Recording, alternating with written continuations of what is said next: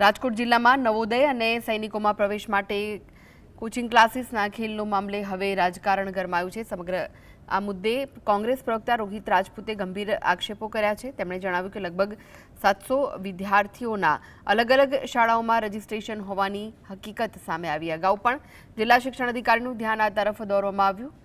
LN academy સહિત કેટલાક coaching ક્લાસોમાં નીટના નામે લાખો રૂપિયાની ફી વસૂલવામાં આવી અને ભૂતિયા શાળાઓ ચલાવવામાં આવે છે। આલ્ફા સંકુલ સાથે સંકળાયેલી શાળાઓના રજીસ્ટ્રેશન રદ કરવાની માંગ સાથે રાજ્યના શિક્ષણ વિભાગની મીઠી નજર હેઠળ સમગ્ર કૌભાંડ ચાલતું હોવાનો આક્ષેપ પણ કર્યો છે।